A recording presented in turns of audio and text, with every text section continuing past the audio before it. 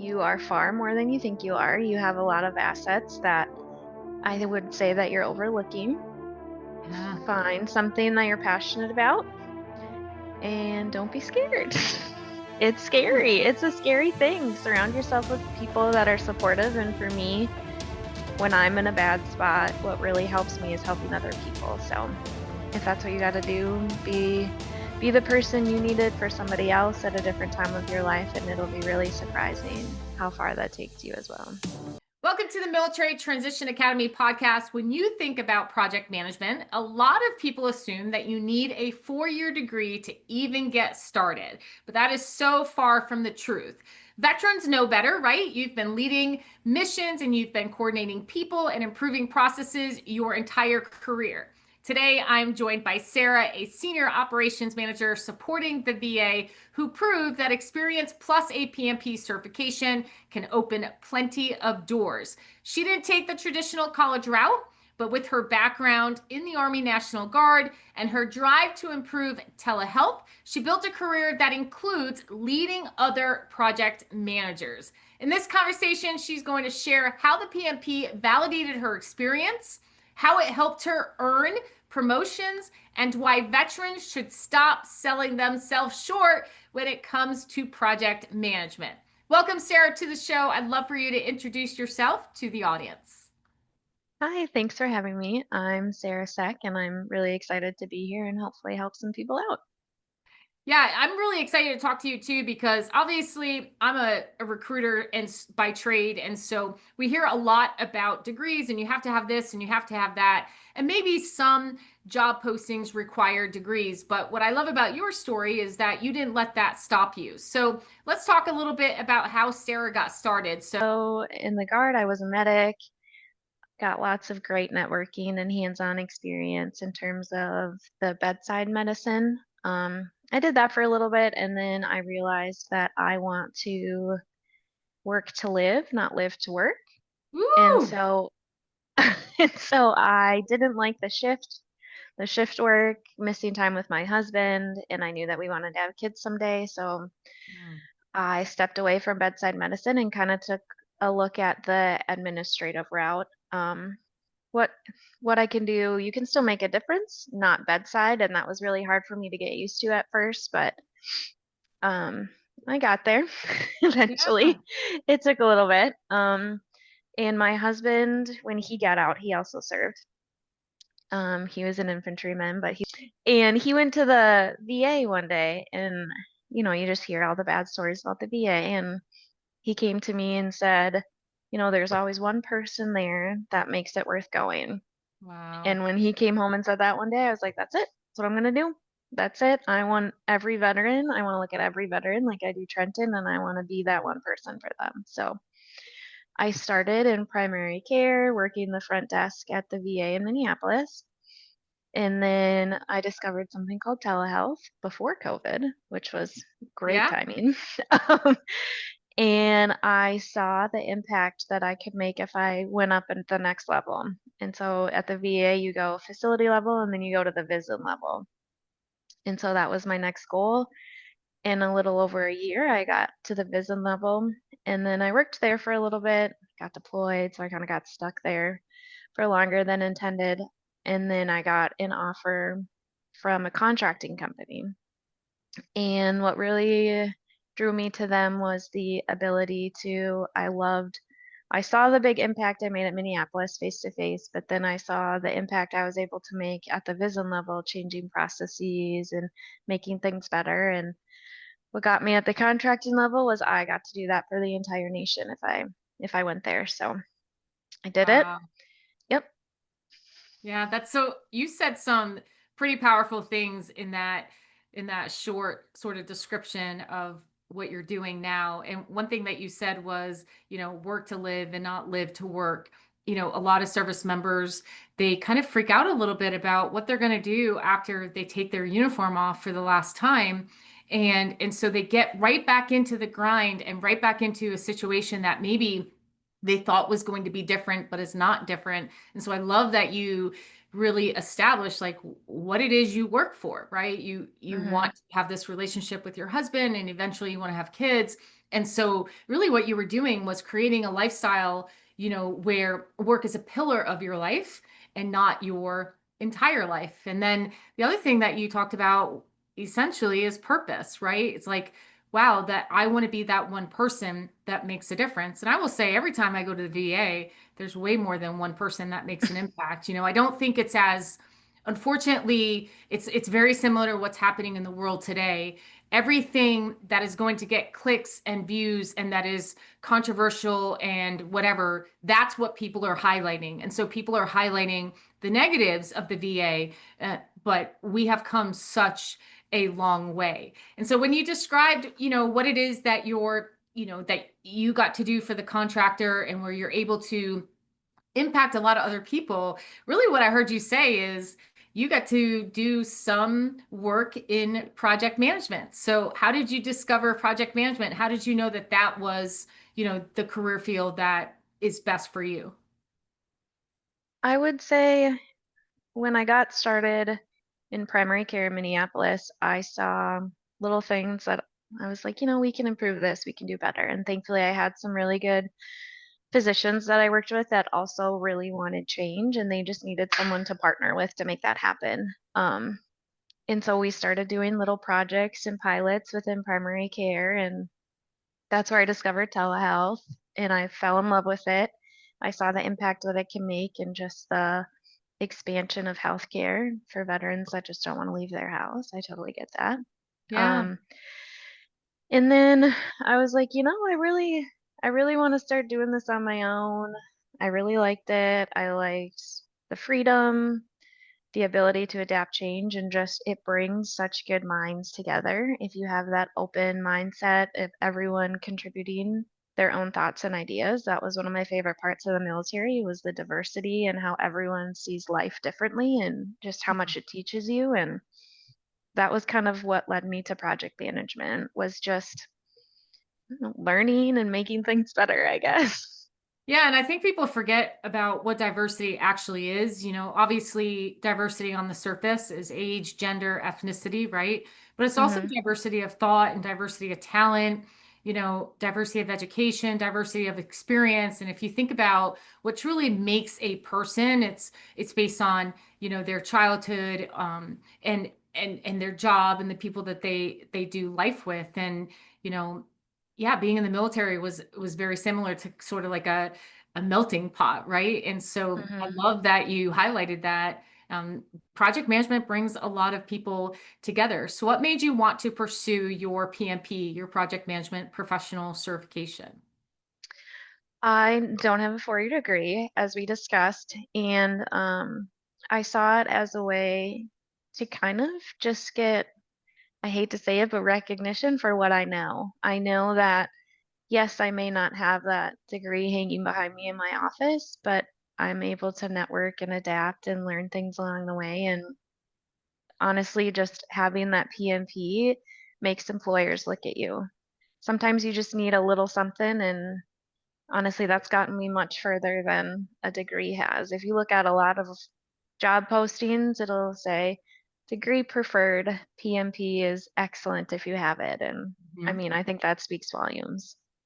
Yeah, and I will say, PMI, the credentialing authority for the PMP, so Project Management Institute, predicts by 2030, we're going to have a shortage of project managers, which means that a lot of projects are going to be stagnant. And so, the PMP, it's not always a replacement for a degree because there are some companies that require a degree, and that could be based on whether it's labor laws or maybe it's salary grade requirements for the company. But a PMP, and I love how you explained it, getting credit for what you've done, right? And what you know. That's Mhm. exactly what the PMP is. Before you can even sit for the PMP, you have to prove that you have project management experience. So you had to prove that you had 60 months of project management experience in order to be able to sit for that PMP exam. And then you take the exam and you pass. So now you have this tacit and this explicit knowledge, right? You have this tacit knowledge, the experience, your personal sort of knowledge, skills, and abilities, and then you have this explicit knowledge where you actually have a credential, because that's what the PMP is. It's not a certificate, it's a certification, it's a credential, 3 letters that you can put at the end of your name that truly validates your experience. So how did you take this experience, and how did you translate that in order for other people to understand your unique value add? I do believe that veterans have you know a lot of issues with translating what they do in the military and how it can Mhm. be transferable in the civilian sector. So how did you go about doing that? Oh man. Um, I would say honestly, the biggest part was I have issues with self-confidence, and so I really needed to like tell myself I do belong at this table, my ideas matter. And getting myself to that table found me a lot of really good mentors, and they were the ones that honestly helped push me and say, "Yeah, we can't get you a 4-year degree in 12 months, but you can get your PMP, and I know you can sit for it. I know you qualify for it, and this will help me get you to the next position too." I had my boss right now is phenomenal, and she had faith in me when I didn't, and just her pushing me and encouraging me was super helpful. And then she saw things, the positive things from the military that I was able to bring. And it's also helpful being a veteran and working at the VA. Yep. I do things from experience from both me and my husband, how to improve them, but also I love a lot of people that have served and I want to make it better for them. So that's kind of what drove me. And she saw that and she saw the passion that I had and she really pushed me to the where I'm at today. Yeah, it's awesome that you have people in your corner that believe in you more than you believe in yourself. I think that's a Unfortunately, it's probably a common characteristic of most veterans, but I would say maybe most women as well. We Hmm. start getting this imposter syndrome, and I don't I don't have imposter syndrome. I always believe that if people invited me to the table, cool, I belong here. I'm not going to doubt, the vetting or the hiring that took place. But I also have no problem taking my own chair and kind of working my way into a table. And if I Hmm. don't belong there, then I'll figure out either how I can, or I will leave on probably my own accord. I was actually just talking about this with a mentor of mine, and she said, "Yeah, we probably do delusion really well because nobody knows that we're faking it. And like Yeah. I will just, if I don't know anything, like especially now, like with Google and ChatGPT at my fingertips, watch out because Yeah. I won't be able to Mhm. sell it. I might not, but I just love that other people believed in you, because it's apparent, obviously, that you have a true passion for helping people, and project management is something that resonates with you, and you're obviously very good at it. So, kind of walk us through this career progression. Like, where did it start, and what are you doing now to where you're actually leading other people? Again, it kind of just started, well, I guess we can blame my husband. He was the one that We kind like to of, blame husbands. yes, yes. Yeah. Um, yeah, he was the motivating factor for me to get involved in the VA, and I just kind of, I don't know, I just fell in love with it. I fell in love with I saw in my head, I always thought I could only make an impact in medicine if I was bedside, if I was the one moving the instruments, if I was the one taking care of the patients. But you can make a really big impact on the administrative side while still having a life and not Yeah. not working night shift. And so, I mean, I went from Minneapolis to the Vision level to Vision 23, and then through networking and again, just letting people know my ideas. I had a really good coworker at Vision 23 as well, and she had her master's in nursing. And I would bring ideas to her, and she would look at them and she would say, I know you don't have your degree, you're super smart, and I don't want you to sell yourself short. This is what I learned in my master's degree, so let's present it this way, and I think we'll get better feedback. And I learned so much from her in that, and that allowed me to get to the level I'm at today.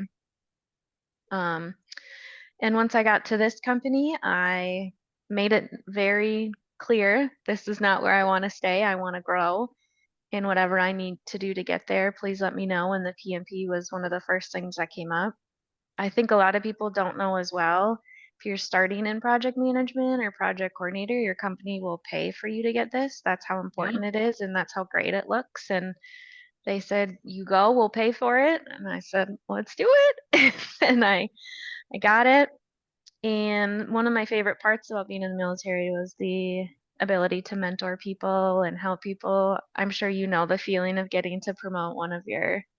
your people is amazing. And so I said, I missed that. I want to do that here. What do I need to do to get there? And I worked hard, showed that I can do it. Not having a degree has been hard. You definitely have to prove yourself a little more. And you make a mistake, you think, oh, they're going to look at me because I don't have that degree. But I mean, you got to do what you got to do. And now I get to be in, I don't really like to say in charge of people, but I really get to help people be the best person they can be, putting them in the right situations and encouraging them and kind of being the boss that I needed at my early parts to make sure that Woo. they can get get where they need to go. Yeah, I mean, there's so much good stuff in there. I do think that most veterans, there is a lot of rhetoric out there like, oh, I never want to manage people, I never want to lead people ever again. And then they have a job where they actually don't do that. And they're like, oh, no, I actually really like to do that, Hmm. and probably what they're saying is I don't want to manage and lead people, into combat situations or, I mean, you have to look at sort of the environment too. But when you are allowed to manage tasks and lead people in a way that puts them in the best position to be themselves and to add value to the organization, that's what really inspires leaders to continue leading, right? And you do have a lot of Hmm. people, that are supporting you. And I will say, not having a degree, unfortunately, I don't think labor laws and salary grade requirements and just the general public have caught up to the fact. I mean, especially nowadays, and I don't mean any disrespect, but you can literally do a degree based on Google and ChatGPT nowadays, and so that Yeah. doesn't necessarily mean that you are more qualified, than the person to your right or to your left. I've always, especially as an HR professional, I've always said your degree shows me a couple of things. It shows me that one, you invest time and money, whether it's a loan or whatever, but you invest time or money, right? That you can sit through things, that you can do work, that you can follow through. No matter how you get your degree, whether it's Google or ChatGPT, you're still, showing initiative, still following through. I don't think that's the right way to get it, but you know, Yeah. unless you're like bedside with the patient or in a courtroom as a lawyer or engineer or electrician or whatever, sometimes degrees actually don't really provide you the experience. It provides you that knowledge in order to go and get the experience. But let's talk about Hmm. PMP. So you said, okay, this is what I want to do, and then your work, agreed to pay for it and stuff like that. So talk us through your exam prep course and how you actually earned your PMP. Yeah, it was I actually just recommended one of my friends to go through this course Thank you, today. thank So, you. yes, you're welcome. Um, my coworker told me about it. He said it was very easy to work full time and do this because there's Vets to PM has night classes and it's totally manageable. And the fact that it's virtual was also super helpful because I love a good virtual anything. Yeah, a lot of people will Um, be like, "Oh, I need in person." I'm like, "No, you don't. Not for an exam prep no. course. No, you don't. Mm-mm. You might think It, you learn better in person, but if you're literally like if you think about an exam prep course, right? A lawyer goes to school for 4 years and then has to sit through a bar prep course in order to take the bar. A nurse goes to school for 4 years, has to sit through an NCLEX course in order to take the NCLEX. We are project managers. We are project managers for 3 years or 6 years, depending on if we have a degree or not. And then we take an exam prep course to get our PMP. It's like fire hose of information. You do not want to be in person for that. well, I also think for me anyway, and for other people that I've talked to, the time it takes to go to an in-person course is a really good excuse to not take the course. Where Woo! if I tell you It'll take you 15 minutes to log on to your computer. You can eat dinner while you take the course. It doesn't matter. You just need to be there and present and take the information in. I feel like people are a lot less to make excuses to not get it done. Yeah, and just think about how long you have to wait in order to get an in-person course. I mean, we do them, but they're few and far between, and they're probably not in a location where you're close to. And I Hmm. truly think that it is a 100%, it's a myth, it's a lie, it's a limiting belief, right? When you tell yourself you're better in person. You're better in person because you tell yourself you're better in person. If you want to earn something, you do what it takes to earn it. And if the Hmm. virtual class is the only class that's available right now when you're motivated, right? Then go ahead and take advantage of the virtual class. So you took a nighttime course?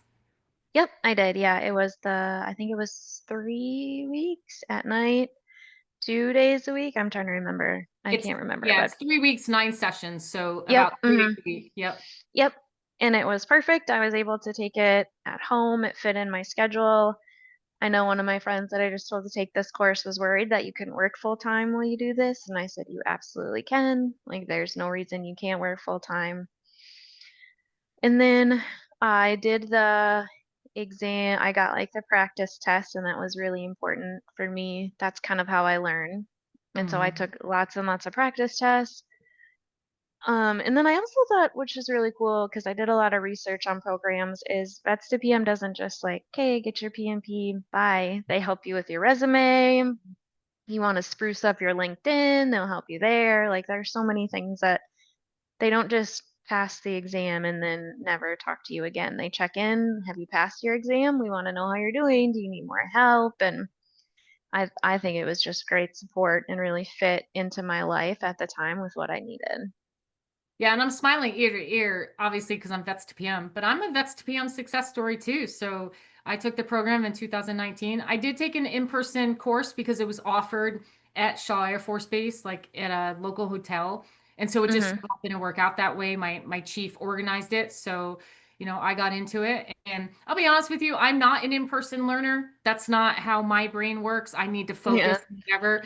So I knew immediately when they started talking, I was like, oh yeah, I'm gonna have to take the on-demand course because once you take your live instruction, then you get on-demand videos to help you with your 30-day, study program. And then if you purchase the exam simulator, like the test that you were talking about. So I knew like all right, I'm gonna get here, I'm gonna take in some information, and then I'm gonna go and do my 30-day study plan. It took me a little bit longer than 30 days, but I was able to achieve my PMP.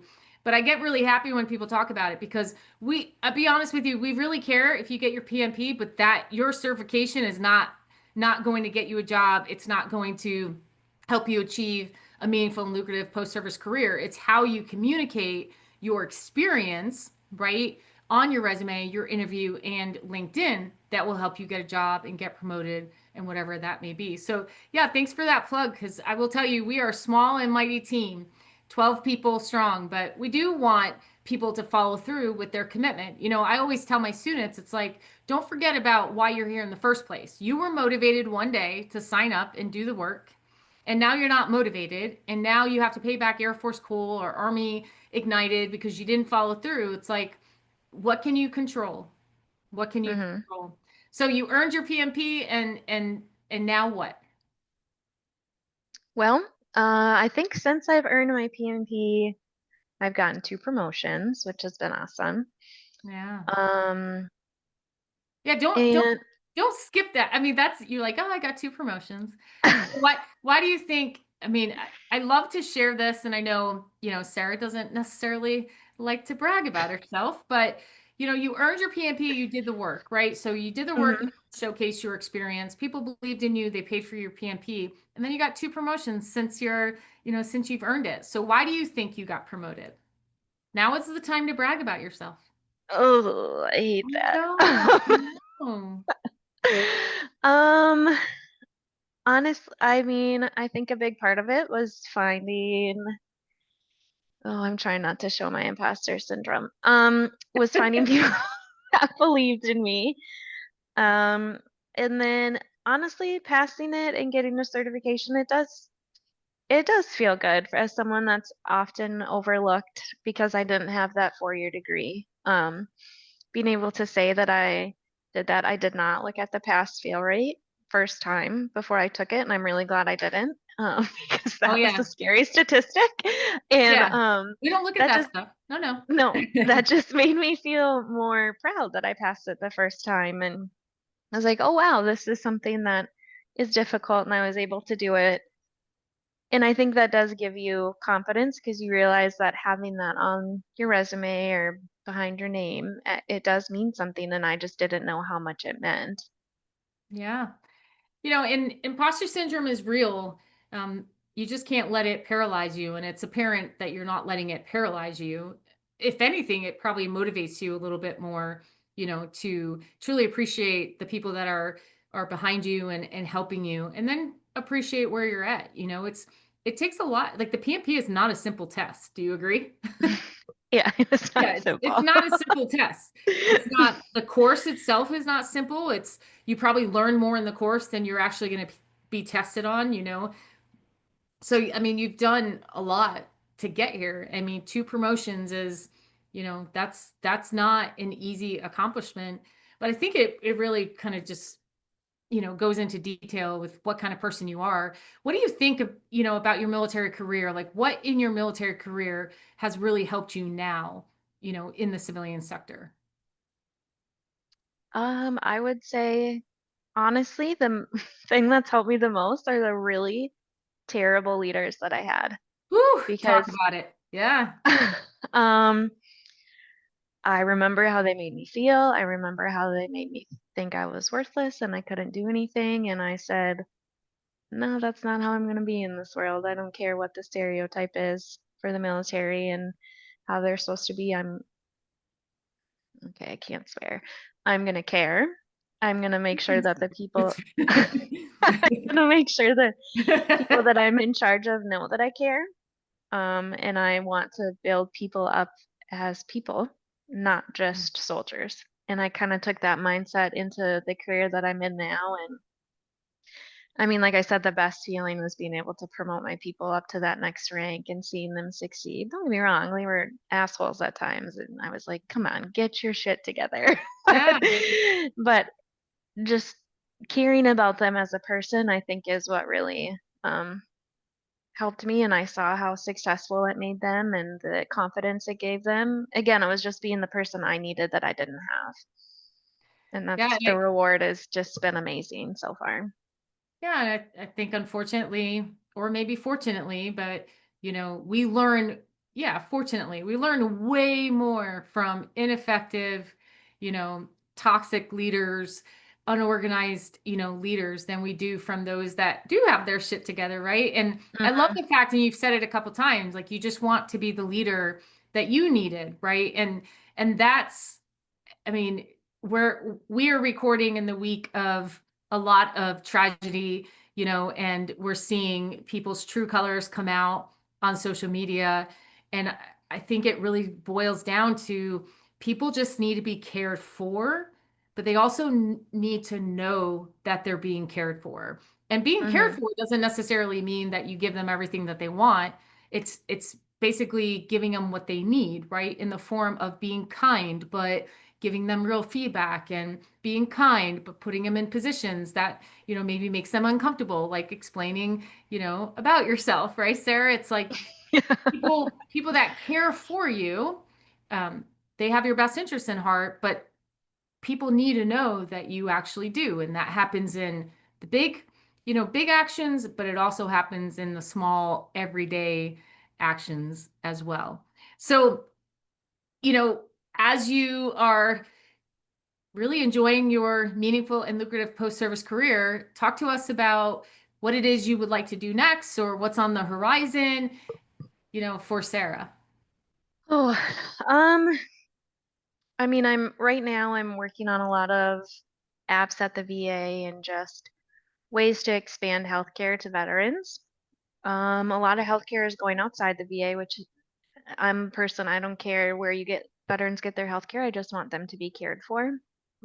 But I Yeah. think breaking the stereotype of the VA for people in my generation is really what I want to do. I want to make it better, and I know I'm only one person, but I'm gonna try. Well, just like your husband says, right? It takes one person and let you know, like make you feel like you had a good experience or that you were cared for, whatever it may be. I will tell you, I mean, I retired 5 years ago. I have not in the last 5 years, even in the year that I was doing my VA claim or the 180 days that I was doing my VA claim, I've never had a bad experience with a VA.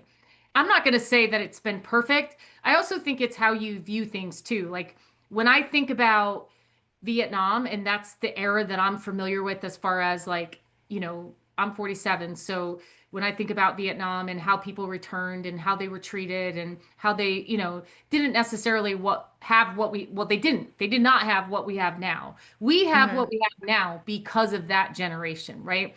So when I think of that generation, when I go to the VA and I have to fill out all these surveys to, identify the level of care that I got, I think to myself, I'm doing this for my son who is joining the military. So when he retires, he's going to get the best care because I'm filling out this survey. When I have to Hmm. wait in line and I have to answer other questions or I have to do this or I have to do that, like my heart is just like, hey, I'm here to not only help myself, but to help my son who will retire, from the military soon or in 20 years and he's going to need care, right? And so Hmm. I've just never had a bad experience with the VA. My husband hasn't either. I know that they exist, but I also know patient advocacy. I know who I can go to. And I think that's the main thing is like just know That's the key. Yeah. yeah, Hmm. knowing, who to talk to. I remember I did have one doctor that wouldn't listen to me and I gave him three chances because everybody has a bad day. And then I gave him the sort of the professionalism just to say, hey, I don't feel listened to and I really would like a change in provider.